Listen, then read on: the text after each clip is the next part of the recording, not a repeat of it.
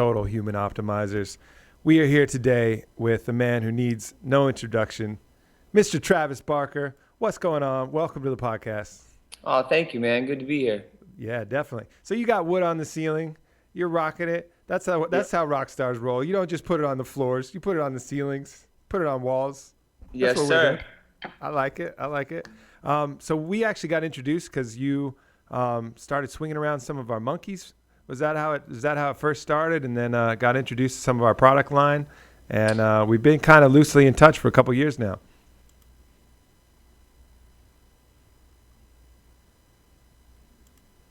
Fan of the protein, all like the battle ropes, the sports shroom tech, like that herb is really awesome. Hmm. It's all really dope, and I'm stoked because a lot of it's plant based. Yeah, that's key because you have a vegan diet that you mostly stick to. Is that right?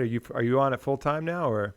Yeah, I'm pretty much on it full time. Like I was vegetarian for I don't know, man, almost like 20 years, and then when I was in the hospital, I had like 65% of my body burnt, so I had to be on like a really high protein diet, Hmm. and I only had access to hospital food, so I ate a lot of meat in the hospital. And that was kind of my chance to see if I liked it again or whatever, even though I really wasn't a fan. Um, and then when I got out, I just decided to take it to the next step further, and that was being vegan. And we're spoiled in LA, man. We have some of the best, vegan food here. Yeah, some awesome options. I'm on day 4 of a 5-day juice cleanse right now. So Oh, nice. Yeah, it's I haven't had the guts to do something like that, man. Well, I love when you food. the vegan diet in itself is a very cleansing diet alone. I mean, that's one of the strengths of it. It really reduces inflammation. It allows your bodies and organs to process efficiently. And if you're one of those few that can handle that kind of level of protein and not sacrifice any performance, and also you're making sure you're supplementing with the right fats and things, it can be a very cleansing diet, a diet that allows you for really clear-headed, kind of focus. Yeah, like man, I have so much energy, Yeah. and there's like a lot of people aren't educated and like you can get so much protein from vegetables. Hmm. Yeah, I mean, there's a lot of different ways, and your body doesn't need as much as perhaps a lot of people think. You get in that bodybuilder mentality where you're like, oh man, if I miss 2 hours without a chicken breast, I'm gonna shrink down to nothing. But Yeah, I'm not worried about that, man. Like I don't I'm not definitely not bodybuilder status. I train more to like, have endurance and stamina, yeah, Um and to just be able to play as wild as I want to without ever getting tired. That's kind of like my goal. So, I do, boxing that I love. I go over to the Gracie Academy hmm, and train with Huron. That's more of like a chess game, and it's fun. But, you know, the kids and my kids are also big into boxing as well. cool. Well, let's talk about your profession because you are hands down one of the best drummers in the world, and it's Oh, thank always you, man. it's always a pleasure to speak with someone who's reached. And I know for you, it's always a journey to get better, but for the outside, you've reached a level of mastery in your profession, and you tend to find very similar things when someone has reached that kind of level of achievement as you have. So, let's take it back to kind of the early days. I mean, at a certain point, there had to be that initial affinity and a realization like, oh shit, I'm kind of good at this. So tell us how that started. Yeah, I mean, when I was just a baby, I was constantly taking out pots and pans in the kitchen and banging on them. And no one in my family were musicians. My dad was really like, blue collar, like very like hard labor worker. My mom was just stay at home mom, would take care of us. And she would just be like, man, he continues to bang on pots and pans. I really feel like he's a drummer, or he's gonna be a drummer, or I'm gonna make him a drummer. So, then I got like my first drum kit, and I'd stay in a room for hours, just loved playing. I didn't, it wasn't until I was maybe like 12 or 13, I discovered a skateboard, and that forever changed my life too. But my teenage years, I did both. Got to a point where kind of skateboarding took over my whole life. That's all I wanted to do. I just sat around and watched Pal Peralta videos and went skateboarding, and I would actually do stuff like there was a really dope half pipe in our neighborhood, and in order to skate that half pipe, some of like my mentors, some of the older kids was like, you got to learn and Justice For All by Metallica from front to back, or we won't let you skate the half pipe. So the drumming like kind of helped me out and like got me in to hang out with like some of them and be able to skate their half pipe, and kind of got me the green light into kind of like the older skateboarders that I really wanted to be around. And then around high school, man, my it was like the day before high school, my mom passed away of cancer. It was a really quick, like a 6 month deal. She was diagnosed and then gone within 6 months. Mm. And you know, that was kind of the realization. Like on her deathbed, she said, "You've got to play the drums. Like, do what you're good at, do what you love, and kind of don't listen to anyone else." And then that was kind of like that was my realization. Like, man, I'm way better at drumming than I am skateboarding. I love skateboarding, Right. um, and it doesn't mean I have to stop skateboarding, but I'm really gonna focus on my drums now. And around that time, there was a really good jazz band at our high school in Fontana, um, really dope marching band, and I just eat, sleep, and breathe drums from that point on.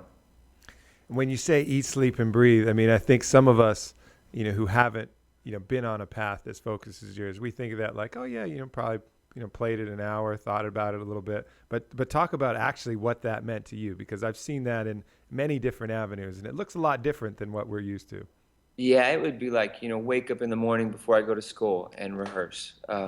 Rehearse in school. At lunch, I was kind of like zoned out and I was so just into playing the drums, instead of taking my lunch with my friends or going and, whatever, everyone screws off at lunch. You go out to lunch, hang out with a girl. Like, man, my focus was purely on drums. I would sit in the band room at lunch. After school, I started several bands. I would put like ads in the recycler, and I would like there'd be 4 or 5 running at the same time, and it would be like, drummer looking for band, influences King Diamond, Slayer. Then the next one would be like drummer looking for band, the Descendants, the Vandals. I would literally every genre of music I loved, I had a recycler ad put out. So Yeah. there'd be musicians from like Texas coming to play with me, or like LA, and I was kind of inland in Fontana at the time. So, I would play for hours with them. And then, when I wasn't jamming with other musicians, I would sit home for like, 4 to 5 hours a day and just practice. And when you're in it like that, you're not really worried about, like so much like everything else. Like maybe some other kid's agenda was like having a fly car in high school, or, hanging out with the cool kids. Like for me, it was like, nah, like this is my time to really focus on what I love, and it paid off. And I didn't feel like I was missing out on anything because I really loved what I was doing. Yeah, for sure. That's a key. I think putting in those putting people may think like, oh, Travis Barker, he's just born to be a drummer, and maybe there was some aptitude there. You were banging on pots and pans where other kids aren't banging on pots and pans. Maybe they're doing something else. But really, what made you who you are is that 10,000 hours, to use that analogy that's common. It's that relentless work that allows you to get to that level.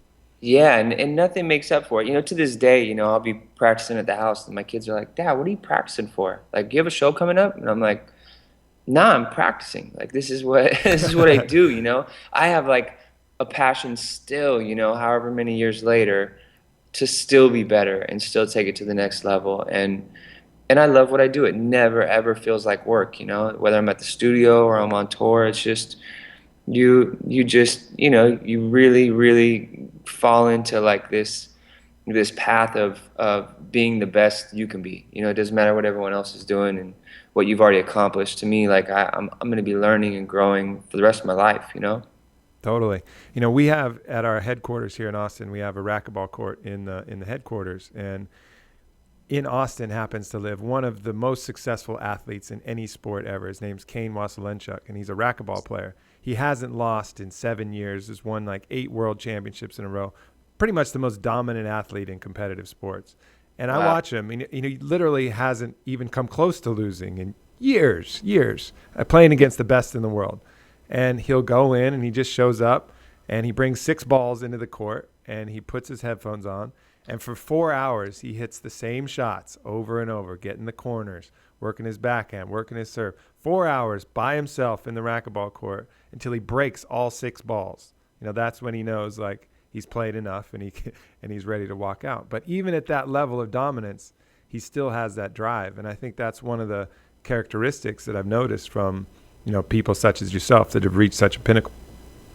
Yeah, it's anybody, it's a fighter, a guitar, anybody, anyone that loves what they do, When I do like an hour of cardio when the fights are on, I'm sitting there spinning my sticks or still doing something drum, Right. Right. still finding a way to get it in. Yeah, I got to hang with Dwayne Bang Ludwig quite a bit, and he's definitely a master at what he does in planning. And you'll see him all the time at dinner thinking about combinations, shadow boxing in his mind, you know, That's funny. think of things he like never really switches off. And then, you see the results in, someone like one of his students, TJ Dillashaw, being Oh, able to yeah. take that guy, into this real level of mastery. And of course, TJ gets a ton of credit as well, but take someone to that real level of mastery because he's so fucking good at what he does. Yeah, he's awesome, man. I saw like, I love MMA, but yeah, I saw like the difference in even Team Alpha Male since, he was like their striking instructor is crazy. Yep, Like TJ Dillashaw, like I mean he's already ridiculously athletic, but wow, like he's a beast now, for Same with sure. Uriah, everybody, all Yeah, those guys. everybody picked up. So in this journey, though, there's always going to be those dark times. The dark night of the soul. It seems to be also a common theme in this, and sometimes that plays out in very tangible aspects, and sometimes it plays out in more internal aspects. Um, so tell us a little bit about that. I mean, obviously everybody knows about the crash, but tell us about some of the more challenging aspects of being a part of this journey. What do you mean? You mean like earlier on Yeah, or as of late? well, anything you really want to talk about. I know that it's not all easy. I mean, people think like, oh, he's made it, So you could talk about now. You could talk about there's been different Right. different levels that you've stepped up to, and at each level there tends to be a certain amount of resistance, whether that resistance comes from within or comes from without, And I think, and one of the things that we like to do is just talk about these elements that are universal. Even though yours may play out on a larger scale, as far as more people being aware and affecting a larger kind of impact, all of us deal with the same shit. We reach a new level, in our own lives, and then resistance comes even stronger and tries to Right. challenge that, make sure that we really want it. Yeah. No, I mean for me, I think like some of the those circumstances would be, when I did graduate high school, I was kind of like given, I was given a basically an ultimatum. Like I could stay and I could kind of like quit playing drums in, five local bands and start paying my dad rent. Or my dad said, or you could take your drums and you could, move out and follow your dreams. And and I had just gotten a job that had like 60 hours a week, which seemed cool. I guess that was like the goal, at least for Pops. Because he's worried I was just going to be playing around town with never making money, and I took that chance. I went and I was a trash man on Laguna Beach, and I lived on my friend Noel Paris's floor, and I went out there, and my only goal was to play drums and make enough money to have money for food and to sleep somewhere. So when I left home, that was my only goal. Mm-hmm. And then, I played in a band called Feeble out there for a couple years. And then I just started filling in for everyone. I was kind of like a drum escort, if you will, man. If you had a band and you were willing to pay me to play with you, I was out there playing with you. Travis And then Barker, drum gigolo. yeah, drum gigolo, straight up. So then from Feeble, I joined the Aquabats. I started touring in the Aquabats.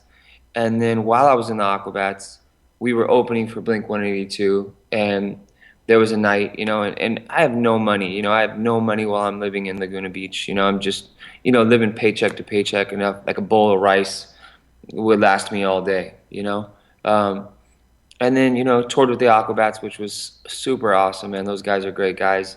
And then just on a luck of a whim, Blink's drummer couldn't play a show, and I had to learn 21 songs in like 45 minutes, and I did, and I was ready. I was ready for that. That's what I was always practicing for. That's what all the years of practicing, listening to music, and learning what was ever on the radio or whatever my favorite songs were, albums.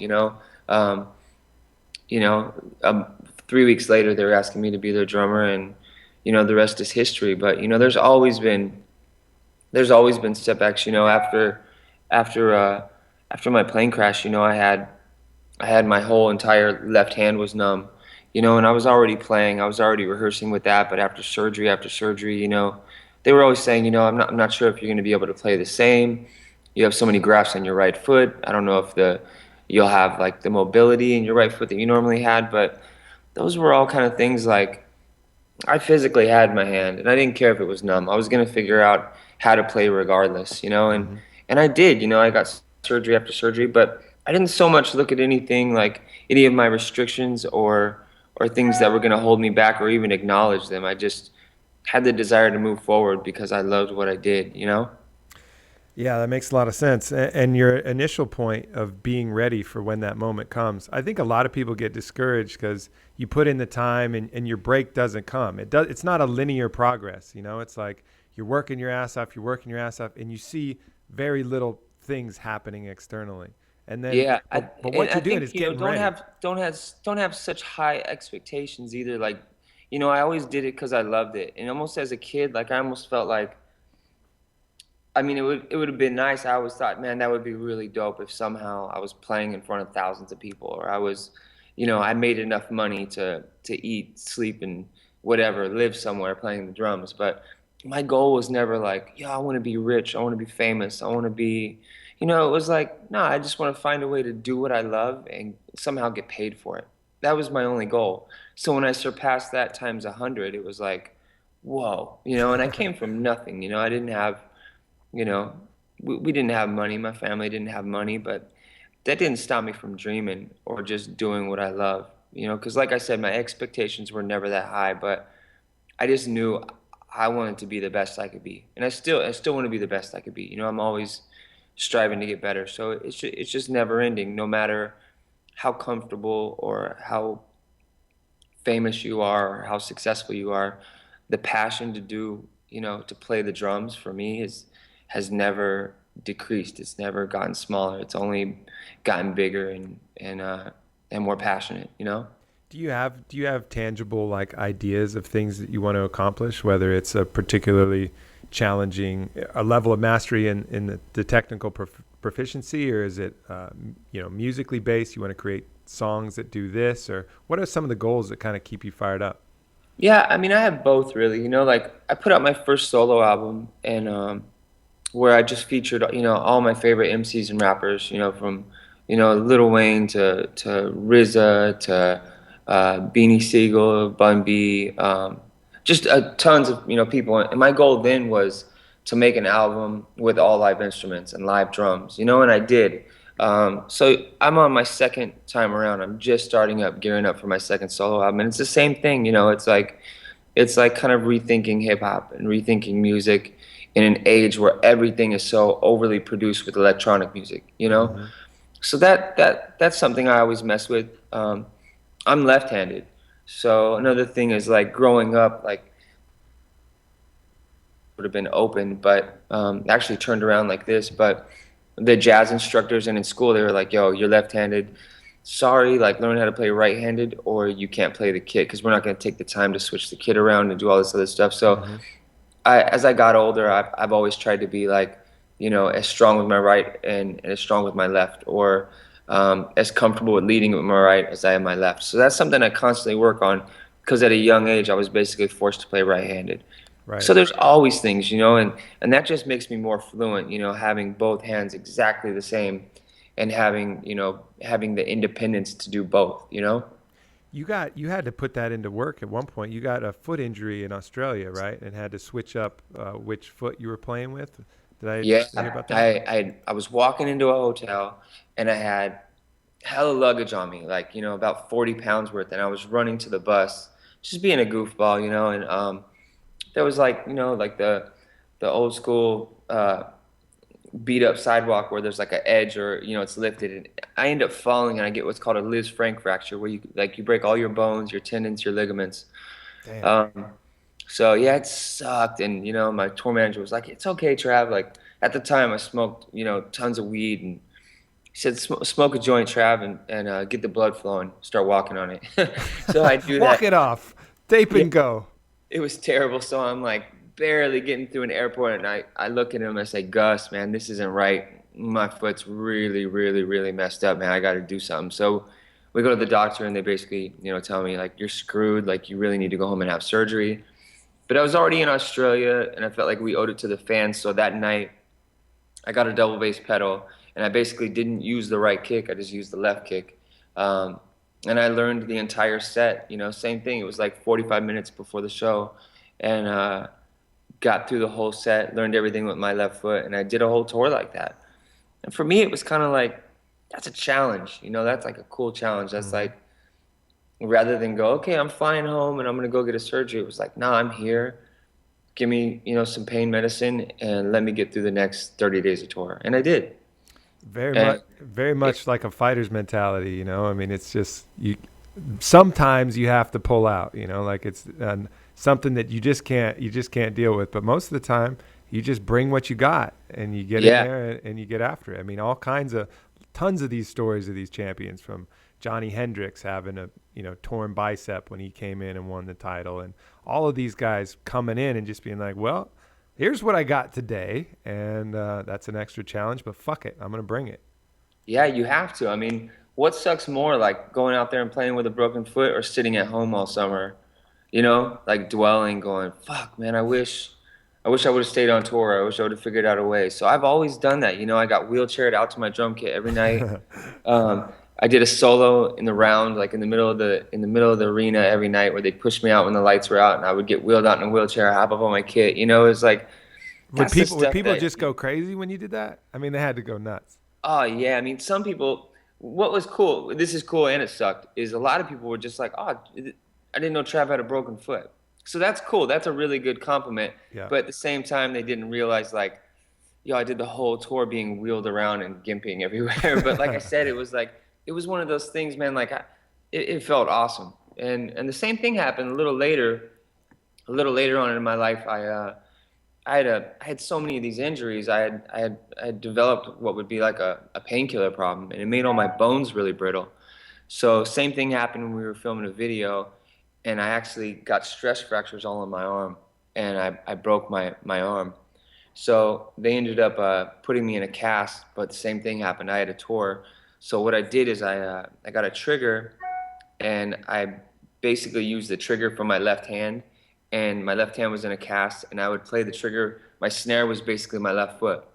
So that was my second way of carrying on, and I was forced with some real challenges with that, because we were in New York and we were just starting a tour for this band Plus 44 I was in, and the game calls me and he's like, "Yo, you still doing the AOL sessions with me?" And I say, "Man, you know what? I don't know. I didn't know if you knew, but I broke my hand, so I don't know if I could do it one-handed." And he's like, "Man, get down here. You could do it." So I didn't even rehearse because I honestly thought it was just a rap. I thought he had heard I broke my hand, and it was kind of like, okay, I'm just gonna do it without Trav. And I get there, and he's like, "Okay, man, I figure we're gonna sound check. We're gonna do something." We don't sound check. He's like, "Let's go on the roof. Let's smoke a couple blunts, and then we'll go in there and do it." So I go up. I smoke like 3 blunts with him, and no sound check. We go live, and we do AOL sessions, and it is amazing. It goes amazing. As amazing as it could possibly be with one hand. Like I honestly look back at the performance and I watch it, and I'm like, incredible. It's like you have to rise to the occasion. There's no time to kind of sit and doubt yourself or weigh out the positives and the negatives. It's just you're thrown right in there. And I'm sure it's the same way when you break your hand in a fight, and you're either going to get mopped up, or you're going to fight through. And that was it for me. And anytime I do something like that, when I don't have the time to think and I pull it off, and I not only pull it off but I kill it, it gives me the confidence and the strength to do it over and over again. You know? For sure. And not only in drumming, but in every aspect of your life. I mean, those are the things. Yeah. That's why, these situations are so important. And athletics and performances, tend to bring that out, because that's when the pressure is the highest. And how that applies to your everyday life when you're just dealing with stuff with nobody watching is really the key, because that's what's going to determine the quality of your life more often than not. But going to these extreme events and having these extreme challenges, I mean, having thousands, if not millions of people depending on this performance, you can take that, and then when shit's not going right back at your house, it's like, yeah, but remember when I played the drums with one hand? Like, I'll figure this shit out. Yeah. Man, I start every morning like that. I like going somewhere, getting beat up a little bit, or working out, doing things I don't think I'm capable of, and the rest of my day is cool. I there's not much I don't that comes my way that I'm not going, this is no problem. This is a piece of cake, or I'm gonna kill this, and it's not an issue. And that's the way I try to live my life. Yeah, I think that's such an important lesson that people forget, even as you're raising kids. Like humans need resistance. We need challenges. We need the heat and the fire and the pressure to become strong. I mean, there's a reason kids' immune systems get stronger when they're playing around on the ground and they're putting their fingers in their mouth. That's part of being a kid. Humans have adapted for that purpose.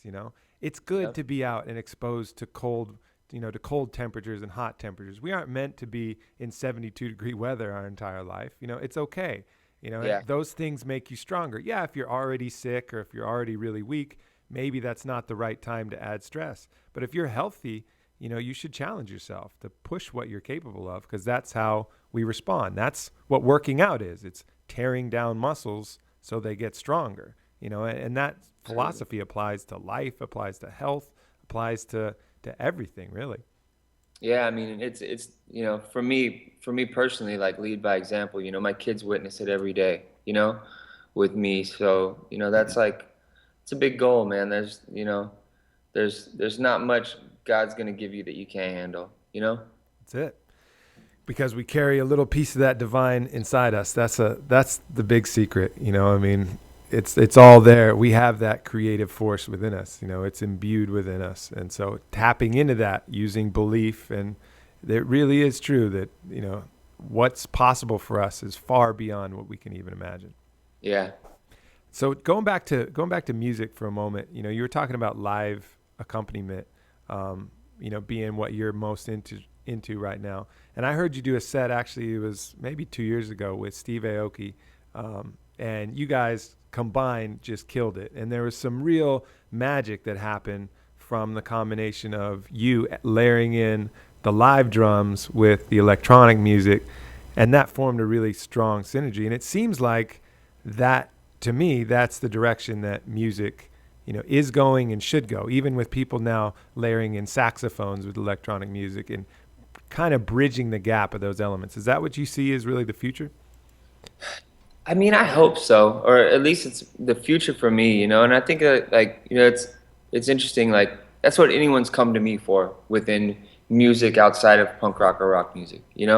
Steve Aoki and I have done a couple collaborations, and playing with him is a blast. What'd you come to? Did you come to the show at the in LA last year? I think, yeah, it was out. You guys shut down Sunset Boulevard and have, Oh yeah, Sunset Music Festival. yeah, I went to that Yeah. one, and I feel like I might have seen you somewhere else, possibly even in Vegas just at some point, but definitely the Sunset Music Festival.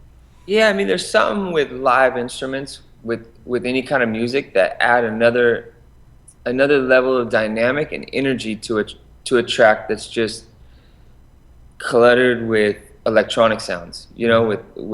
with digital sounds. It's just different. You can't recapture that. So that's always been something I love doing, whether I'm out with Yellow Wolf or you know, I got to play the Grammys with Eminem and Lil Wayne. It just adds something, like having live drums, live guitar, like live music. It's just a whole other level that you bring to the music that I'm a big fan of, and especially with Aoki. There's He already has such crazy energy. We Hmm. just did Jimmy Kimmel with myself, Waka Flocka, and Steve Aoki, and it was bananas, like the Nice. best energy. Nice. So I'm really into those types of songs that are motivational and get you pumped up. That whatever it tends to lend itself to being like good workout playlist music.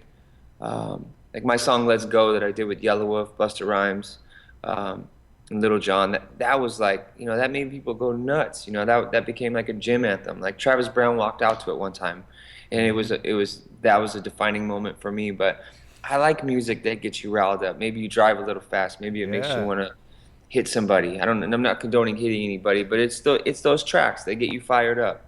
Hell yeah. I could only imagine what it would be like to be in a gym setting with live drums and something added onto that. That might be a new thing. That might be our new Yeah. thing at the Honored Academy. Now hiring full-time drummer to play along with our music in our gym. I remember as a kid, my friend, my girlfriend at the time, she had like a jazz and ballet class, and there would be a percussionist in there, and it was the illest thing. But I think it's always good. That's what AM and I did back in the day. It was like AM and I were like one of the first people to bring drums and DJ together and have these crazy sets that basically covered every genre of music and kind of gave everybody something they could grasp onto. And it was that same energy, you know, it's all the records you would normally hear in a club or whatever, but we would remix them live, and it just takes things to a whole other place, you know?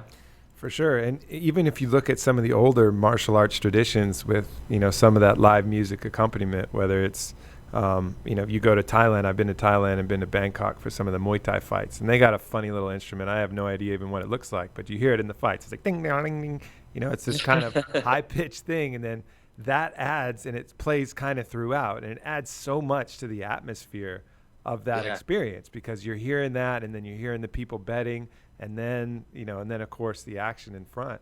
I mean, that's super powerful. I wonder why the UFC doesn't do that. That seems like a no-brainer.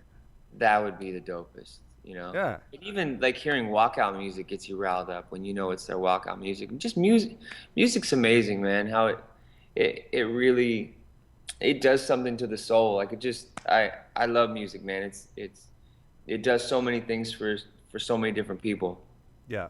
It's great. So what is your workout playlist look like? I mean, you're deep in the music biz. You got a ton of contests. I mean, you listen to a lot of your friends. You listen. What's some of the music you listen to? It's funny, man. Like most of the time, I listen to nothing because I'm so into. I'm around music all day. You Right. know, unless I've just worked on something in the studio and I'm kind of dissecting it. Like I'm really like listening to it before it gets mixed or it gets mastered, or if a new album comes out, like like Nipsey Hussle just came out, and I listened to that while I was doing cardio.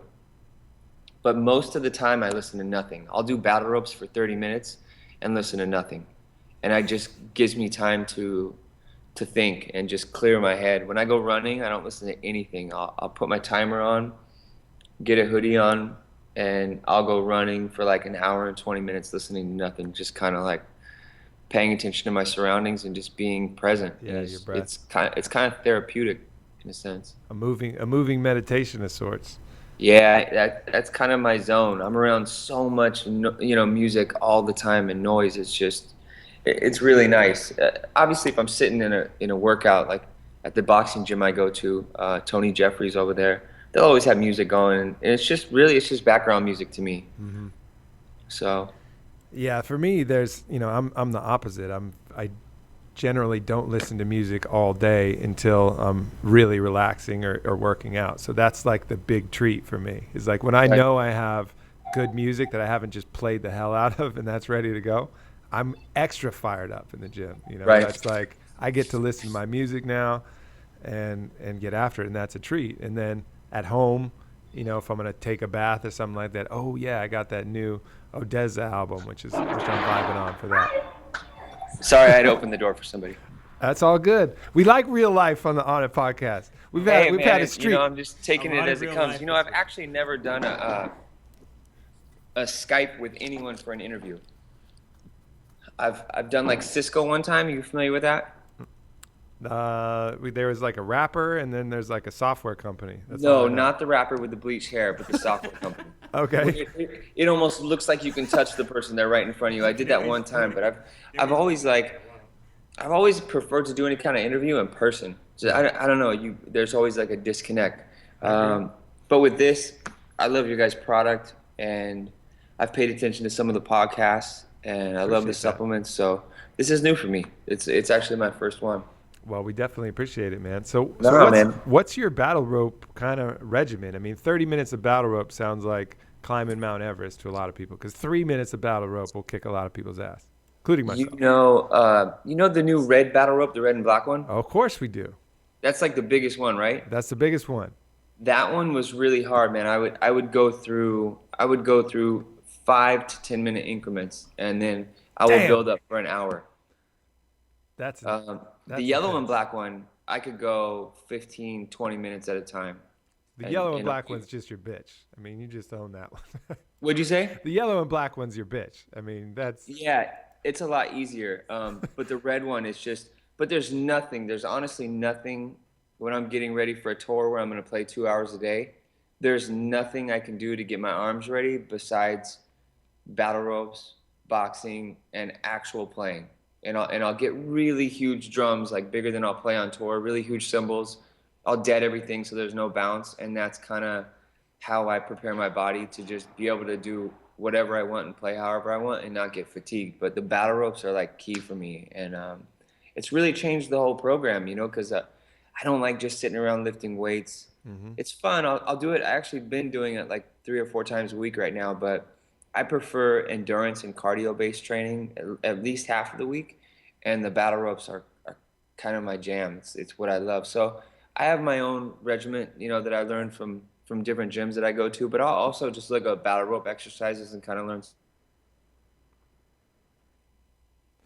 Yeah, one thing you mentioned about, getting heavier sticks and playing with deadened drums. I mean, that was really the whole philosophy behind even the mace training that we offer. Is back in 12th century Persia, the Pelwani wrestlers in the warrior elite, they realized that they were doing a lot of these overhead motions, right? You can imagine with a mace trying to Yeah. smash people with them.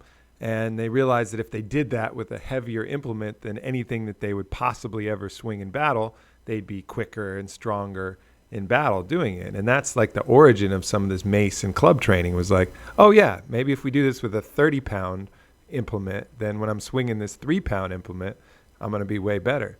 But just these things born out of necessity that work with the body and work to make you perform more optimally. I mean, I think that's really a great part of the future of where fitness is going.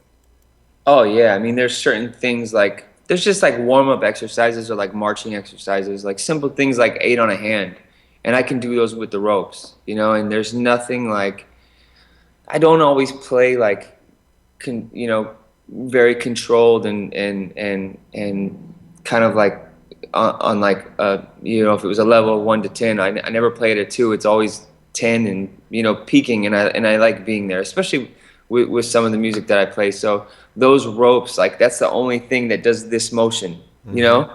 and it really really really helps, and it's done like amazing things for my drumming. And I've told a bunch of drummers that Yeah, it's really been cool. that's awesome, man.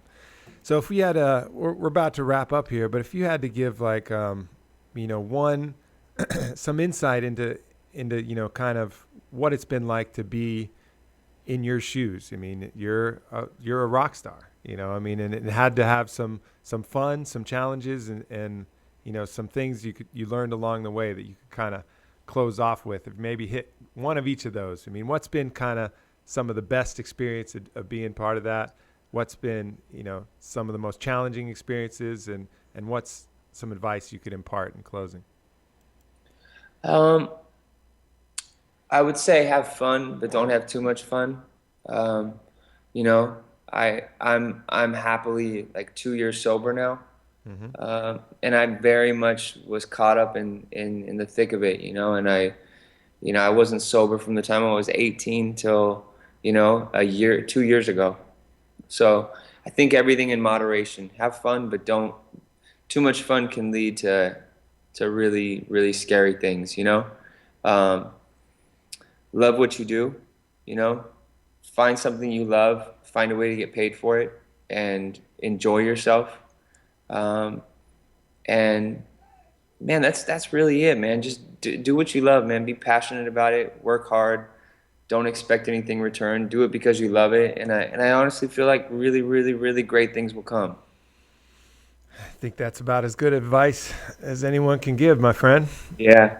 No doubt. Well, any way that Anna can support you, we got your back. Whatever you need. If you're out in some weird ass country and you need battle ropes tomorrow, we got some guy from DHL that can make that shit happen. So, No, man, I appreciate you guys. Like honestly, there's nothing like the supplements that I've been taking. I honestly love them. I'm not saying it because I'm on some podcast with you or whatever.